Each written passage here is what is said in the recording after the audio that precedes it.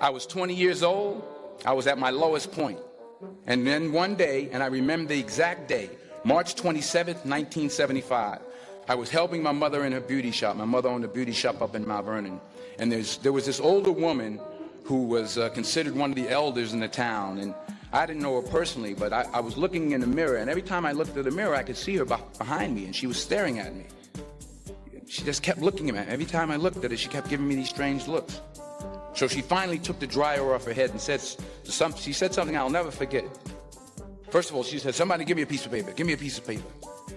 She said, "Young boy, I have a prophecy, a spiritual prophecy."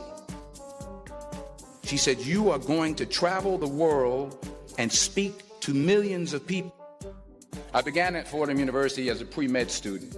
I took a course called cardiac morphogenesis. I couldn't read it, I couldn't say it, I sure couldn't pass it. So then I decided to go into pre-law, then journalism. And with no academic focus, my grades took off in their own direction. I was a 1.8 GPA one semester, and the university very politely suggested that it might be better to take some time off. I found that nothing in life is worthwhile unless you take risks. Nothing. Nelson Mandela said, "There is no passion to be found playing small and settling for a life that's less than the one you're capable of living." Fail big. You will fail at some point in your life. Accept it. You will lose. You will embarrass yourself. You will suck at something. There's no doubt about it.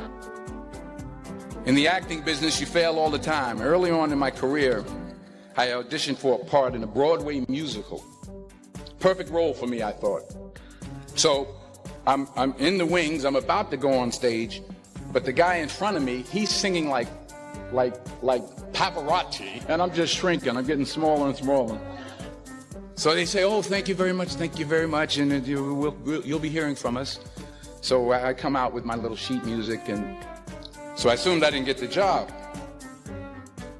But the next part of the audition, he called me back. The next part of the audition is the acting part of the audition.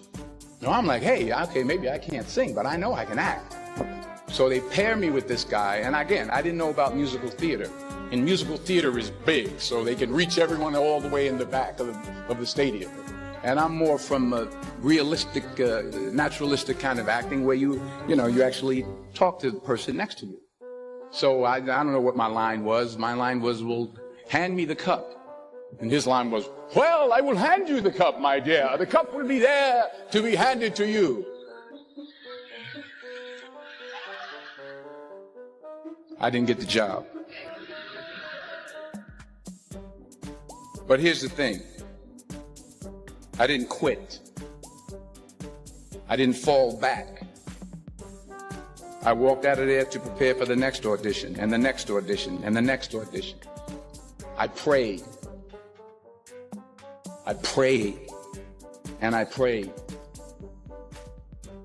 But I continued to fail, and fail, and fail. But it didn't matter, because you know what?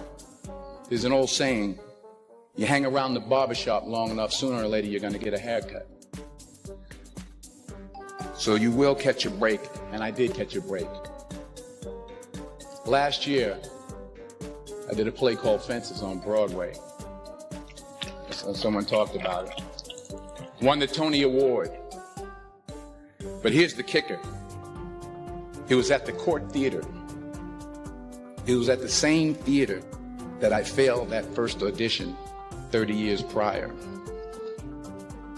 Reggie Jackson struck out 2,600 times in his career, the most in the history of baseball. But you don't hear about the strikeouts. People remember the home runs. Fall forward. Thomas Edison conducted 1,000 failed experiments. Did you know that? I didn't know that. Because the 1,001st was the light bulb. Fall forward. Now, I'm sure in your experiences in school and applying to college and picking your major and deciding what you want to do with life, I'm sure people have told you to make sure you have something to fall back on. Make sure you got something to fall back on, honey. But I never understood that concept, having something to fall back on. If I'm going to fall, I don't want to fall back on anything except my faith. I want to fall forward. I figure at least this way I'll see what I'm going to hit. Fall forward. The point is, every graduate here today has the training and the talent to succeed. But do you have the guts to fail? While it may be frightening, it will also be rewarding. Because the chances you take, the people you meet, the people you love, the faith that you have, that's what's going to define you. Keep working, keep striving, never give up, fall down 7 times, get up 8. Ease is a greater threat to progress than hardship. Without commitment, you'll never start, but more importantly, without consistency, you'll never finish. It's not easy. If it was easy, there'd be no Kerry Washington. If it was easy, there'd be no Taraji Henson, P. Henson. If it were easy, there'd be no Octavia Spencer. But not only that, if it were easy, there'd be no Viola Davis. If it were easy, there'd be no Michael T. Williamson, no Stephen McKinley Henderson, no Russell Hornsby. If it were easy, there'd be no Denzel Washington. So, dreams without goals are just dreams. And they ultimately fuel disappointment. So have dreams, but have goals. Life goals, yearly goals, monthly goals, daily goals. Don't confuse movement with progress. Remember, just because you're doing a lot more doesn't mean you're getting a lot more done. In order to achieve your goals, you must apply discipline, which you have already done, and consistency every day, not just on Tuesday and miss a few days. You have to work at it every day. You have to plan every day. You've heard the saying, we don't plan to fail, we fail to plan. Hard work works. Working really hard is what successful people do. What are you going to do with what you have? I'm not talking about how much you have. Some of you are business majors. Some of you are theologians, nurses, sociologists. Some of you have money. Some of you have patience. Some of you have kindness. Some of you have love. Some of you have the gift of long suffering. Whatever it is, whatever your gift is, what are you going to do with what you have? And it's not how much you have. It's what you do with what you have. We all have different talents. Some of you will be doctors, some lawyers, some scientists, some educators, some nurses. The most selfish thing you can do in this world is help someone else. Why is it selfish? Because the gratification, the goodness that comes to you, the good feeling that I get from helping others, nothing's better than that. Well, I have traveled the world, and I have spoke to millions of people.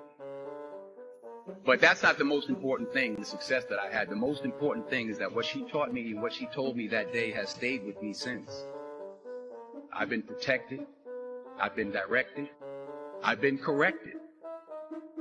I've kept God in my life, and it's kept me humble. I didn't always stick with him, but he always stuck with me. So stick with him in everything you do. If you think you want to do what you think I've done, then do what I've done. Today is the beginning of the rest of your life, and it can be very frightening. It's a new world out there. It's a mean world out there, and you only live once. So do what you feel passionate about. Take chances.